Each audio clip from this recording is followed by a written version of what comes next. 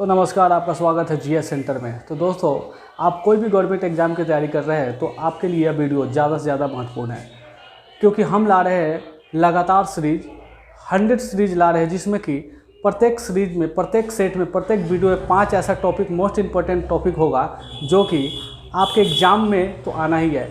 मेरा एक ही उद्देश्य है, 100 किताबों से पढ़ने से अच्छा है कि आप 20 टॉपिक ही पढ़ें और ऐसा पढ़ें जो आपके एग्ज़ाम में डायरेक्ट लिया है। तो चलिए स्टार्ट करते हैं। पहला टॉपिक जालियांवाला बाग। तो जालियांवाला बाग हत्याकांड के बारे में आप लोग 9th में 10th में भी पढ़े हुए हैं, ठीक है। जालियांवाला बाग हत्याकांड पहले पढ़ने से पहले जालियांवाला बाग है कहाँ? तो जालियांवाला बाग जो है अमृतसर में है। और जालियांवाला बाग किसके नाम पर पड़ा है? तो जाला नाम का एक सरदार था, उसी के नाम पर जालियांवाला बाग पड़ा है। चलिए दूसरा, अब जो है जालियांवाला बाग वर्तमान में वो स्मारक है, यानी कि शहीदों का स्मारक है, ठीक है। और इसमें का मोस्ट इम्पोर्टेंट तथ्य क्या है कि 13 अप्रैल 1919 को गोली चलाने का ऑर्डर जनसभा में, जो जालियांवाला बाग में एक जनसभा हुआ था अपने आज़ादी से पहले, 13 अप्रैल 1919 को, वहाँ पे जनरल डायर ने पूरे भारतीयों पर, जो निहत्थे भारतीय वहाँ पे जनसभा कर रहे थे, वहाँ पे गोलियाँ बरसा दी, गोलियाँ चलाने के ऑर्डर दे दिया गया, जिनमें से 1000 व्यक्ति मारे गए थे। लेकिन सरकारी रिकॉर्ड के हिसाब से वहाँ पे मारने का जो बताया गया हुआ है कि 379 ही जो है लोग मरे हैं। ये लेकिन इसके लिए जांच कमेटी भी बैठाया गया जालियांवाला बाग के लिए। जांच कमेटी का नाम भी आपको एग्जाम में पूछता है, हंटर आयोग। पूछता है कि जालियांवाला बाग हत्याकांड का जो जांच कमेटी था कौन था, तो इसका नाम था हंटर आयोग। तो चलिए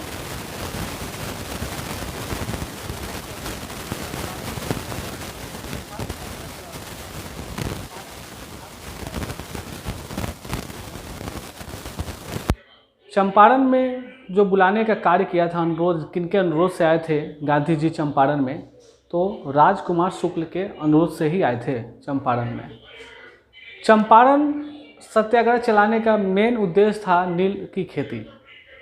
3 कट्ठिया प्रणाली जो लगा हुआ था, 1 बीघा में 3 कट्ठा जो था आपको नील की खेती करना है, उसी के विरुद्ध में चंपारण सत्याग्रह हुआ था। इसके रिलेटेड बहुत सारा क्वेश्चन आपको एग्जाम में पूछता है। जैसे आपको मैं अभी बताया कि चंपारण सत्याग्रह किनके द्वारा चलाया गया, तो गांधी जी द्वारा। चंपारण सत्याग्रह यानी आपका सवाल कहेगा कि भारत में गांधी जी द्वारा चलाया गया प्रथम सत्याग्रह कौन है? तो चंपारण सत्याग्रह है। चंपारण सत्याग्रह, चंपारण किनके अनुरोध से गांधी जी पहुँचे थे, है ना? तो किनके अनुरोध से? तो राजकुमार शुक्ल के अनुरोध से ही गांधी जी चंपारण की स्थिति के बारे में जाने और वहाँ पहुँचे। उसके बाद आपको इसके रिलेटेड सवाल भी आता है कि बताइए कि गांधी जी द्वारा प्रथम सत्याग्रह कहाँ चलाया गया? तो गांधी जी द्वारा जो प्रथम सत्याग्रह जो चलाया गया था, दक्षिण अफ्रीका में चलाया गया था। गांधी जी चंपारण सत्याग्रह चंपारण में कब पहुँचे थे? तो अप्रैल 1917 में पहुँचे थे। उसके बाद जो है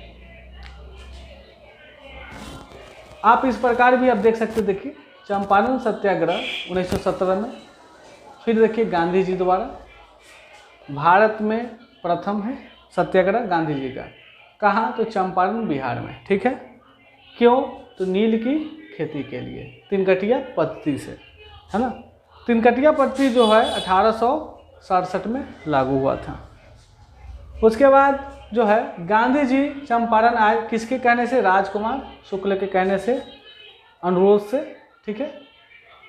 कब? तो अप्रैल 1917 में आए।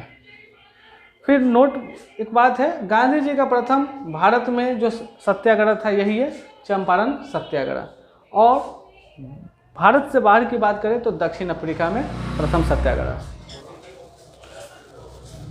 तो चलिए नेक्स्ट टॉपिक है भारतीय झंडे। तो भारतीय झंडे को पढ़ेंगे, इससे भी बहुत सारा सवाल आपको, विभिन्न प्रीवियस ईयर के क्वेश्चन देखेंगे तो आपको पता चल जाएगा कि इसका भी कितना महत्वपूर्ण रोल है अपने एग्जाम में।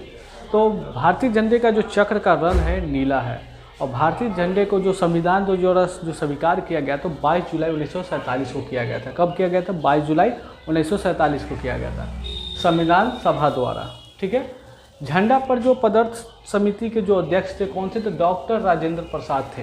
पदार्थ समिति के जो अध्यक्ष थे कौन? डॉक्टर राजेंद्र प्रसाद। और उसके बाद है झंडा समिति के अध्यक्ष कौन थे, तो जेपी कृपलानी थे। जेपी कृपलानी झंडा समिति के भी अध्यक्ष थे। और मौलिक अधिकार का जो था उप समिति का जो अध्यक्ष जो थे जेपी कृपलानी भी थे। चलिए नेक्स्ट है, भारत का राष्ट्रीय चिन्ह क्या है, तो अशोक चक्र है। क्या है, अशोक चक्र। भारत का राष्ट्रीय चिन्ह क्या है, अशोक चक्र है। और अशोक चक्र के में कितने तीलियां है, या फिर आरिया बोल सकते हैं या तीलिया बोल सकते हैं, तो 24 है। कितने हैं, 24 है। तो चलिए मेरा चौथा टॉपिक है प्राकृतिक रेशम। तो प्राकृतिक रेशम की जो संख्या है 4 है। पहला है सहतूती, एड़ी, तसर, मूंगा। ये चारों जो प्रकृति है रेशम का, ये भारत में पाया जाता है। भारत में अगर सबसे ज़्यादा अगर उत्पादन की बात करें रेशम की, तो सबसे ज़्यादा उत्पादन रेशम का कर्नाटक में होता है। कहाँ होता है, कर्नाटक में।